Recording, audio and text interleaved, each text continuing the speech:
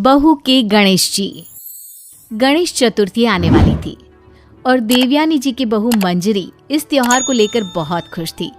देवयानी जी के घर में गणेश जी की पूजा और बाकी के त्योहार बड़े ही धूमधाम से मनाए जाते थे। अरे बहू रानी, सब तैयारी तो कर ली है ना?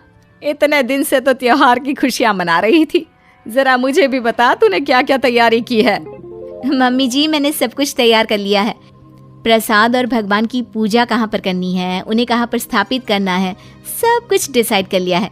अब तो बस गणेश जी की प्रतिमा लाना बाकी है। उस बात की चिंता मत कर, मैं कल ही तुम्हारे ससुर जी के साथ बाजार जाकर एक सुंदर सी मूर्ति ले आऊंगी गणेश जी की। ठीक है मम्मी जी, ये काम आप कर देना। फिर देखना, हमारे घर भी गणपति बाप्पा बड़ी धूमधाम से आएंगे। त्योहार आने में अभी 2 दिन बाकी थे। शाम के वक्त, मम्मी जी, मैं जरा अपनी सहेली के घर जाकर आती हूँ, कुछ जरूरी काम था। लौटते में बाजार से सब्जियां भी लेती आऊंगी। अच्छा ठीक है बेटा। मंजरी अपनी सहेली के घर पहुंचती है। उसकी सहेली कहती है, अरे आओ आओ, मैंने ना तुम्हें बहुत जरूरी काम से अपने घर पर बुलाया था। अच्छा बताओ, ऐसी क्या वजह है जो अचानक तुम्हें मुझे यहाँ बुलाना पड़ा? देखो मंजरी, मैं खुद से ही मिट्टी लेकर आई और मैंने उससे गणेश जी बनाए। वो तो ठीक है, पर इतनी मेहनत करने की क्या जरूरत थी? बाजार में देखती इतने सुंदर सुंदर गणेश जी की मूर्तियां मिल रही हैं। वही तो तुम समझ नहीं रही हो। अरे बाजार में जो मूर्तियां मिलती है ना, वो प्लास्टर ऑफ पेरिस की बनी होती है। जानती हो कितना नुकसान पहुंचाती है हमारी नदियों को। अरे हमें क्या, सारी दुनिया ही तो ये सब करती है।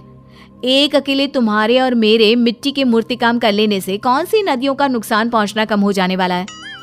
बस यही समझाने के लिए तुम्हें अपने घर बुलाया था।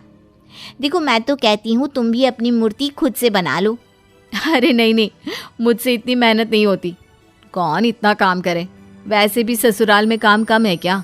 और मेरी सासू माँ ने तो सारी की सारी जिम्मेदारी मेरे ऊपर छोड़ दी है। जैसी तुम्हारी इच्छा। मैं तो चाहती थी कि इस बार तुम भी अपने गणेश जी खुद ही बना लेती। इसके बाद मंजरी वापस अपने घर लौट जाती है और घर लौटकर ये बात अपने पति महेश को बताती है। जानती हो, मेरी सहेली मुझसे मिट्टी के गणेश बनाने के लिए कह रही थी। अरे ये तो बहुत अच्छा आइडिया है, तुम्हें अपनी सहेली की बात मान लेनी चाहिए थी। अरे लेकिन उसमें कितनी मेहनत लगती है और कितने सारे काम करने बाकी हैं अभी। अच्छा तो फिर ठीक है, जैसा तुम्हें ठीक लगे। अगले दिन सुबह के वक्त मंजरी गाय को खाना देने के लिए अपने घर से बाहर आती है। उसे अपने घर के पास सड़क पर दूर खड़ी एक गाय नजर आती है। मंजरी उसके पास खाना देने गई।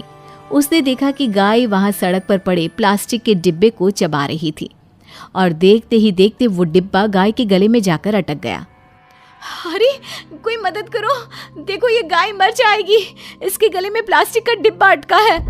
अरे बहन जी, ये तो रोज का काम है। कोई ना कोई कचरा प्लास्टिक यहाँ वहाँ फेंक देता है और बेचारे इन जानवरों के लिए मुसीबत हो जाती है। तभी मंजरी की आवाज सुनकर उसका पति महेश वहां पर आ जाता है। अरे क्या हुआ? सब ठीक तो है ना? इतने जोर से क्यों चिल्ला रही हो? अजी देखो ना, इस गाय के गले में प्लास्टिक अटक गई है। किसी भी तरह से बाहर निकालो, वरना ये बेचारी मर जाएगी। तुम चिंता मत करो, मैं कुछ करता हूँ। महेश किसी तरह गाय के मुंह से प्लास्टिक का डिब्बा निकाल देता है। ये तो बहुत अच्छा हुआ, आपने बचा लिया, वरना मैं तो देख ही नहीं पाती। त्योहार से पहले अगर गौ माता की मौत हो जाती तो कितना बड़ा पाप पड़ता। न जाने कैसे लोग हैं, ऐसे ही सड़क पर प्लास्टिक डाल देते हैं। हाँ, तुमने बिल्कुल ठीक कहा। अच्छा हुआ तुम दोनों ने उस गाय को बचा लिया, वरना कितना बड़ा पाप चढ़ता। चाहे काम कोई भी करे, लेकिन जानवरों को तकलीफ होती है ना, तो दिल बड़ा दुखता है। मम्मी जी, मुझे लगता है इसीलिए मेरी सहेली मुझे समझा रही थी कि हमें मिट्टी के गणेश जी बनाने चाहिए। अरे नहीं नहीं बहू, गाय को बचाने तक तो ठीक है, लेकिन अब ये नया झंझट मत पालो। अरे कौन बनाए मूर्ति? मुझे तो बिल्कुल भी नहीं आती। अगर तुम बना सकती हो तो ही ये काम करना। बनानी तो मुझे भी नहीं आती मम्मी जी, लेकिन आज गौ माता की जो हालत दिखी ना, उसे देखकर लग रहा है कि मेरी सहेली बिल्कुल सही कह रही थी। माँ और मंजरी, तुम दोनों को इस बात की चिंता करने की जरूरत नहीं है। ये काम तुम मुझ पर छोड़ दो। लेकिन क्या करने वाले हो आप? हाँ बेटा, जरा हमें भी तो बताओ क्या करने वाले हो। माँ बस आप ना शाम तक का इंतजार करो, फिर देखना। मंजरी और देवयानी जी को कुछ भी समझ में नहीं आता, लेकिन वो महेश के कहे अनुसार शाम होने का इंतजार करती है। शाम को जब महेश ऑफिस से लौटकर घर वापस आता है तो एक पैकेट में बहुत सारी गिल्ली मिट्टी लेकर आता है। अरे महेश बेटा, इतनी सारी मिट्टी क्यों लेकर आए हो? माँ, ये इको फ्रेंडली गणेश जी बनाना था ना, इसलिए। हाँ, लेकिन बहू ने बताया था ना कि उसे बनाना नहीं आता, और मुझे तो बिल्कुल भी नहीं आता बेटा। माँ, मैंने उसका इंतजाम भी कर दिया है। वो भला कैसे? ये देखो, YouTube पर अच्छी तरह से दिखाया हुआ है कि मिट्टी से गणेश कैसे बनाना है। अब हम दोनों मिलकर मिट्टी के सुंदर से गणेश बनाएंगे और अपने एनवायरनमेंट की सुरक्षा करेंगे। YouTube का वीडियो देख देख कर महेश और मंजरी ने गणेश जी की बड़ी ही सुंदर सी प्रतिमा बना ली। मंजरी ने अपने मोहल्ले की कुछ औरतों को भी वहां पर बुला लिया और उन सब ने मिलकर गणेश जी की खूबसूरत प्रतिमाएं बनाई। अरे वाह बेटा, ये भी खूब रही। भला हो उस गौ माता का, जिसकी हमने जान तो बचाई, पर बदले में वो हमें कितना अच्छा ज्ञान देकर गई। बिल्कुल ठीक कहती है मम्मी जी।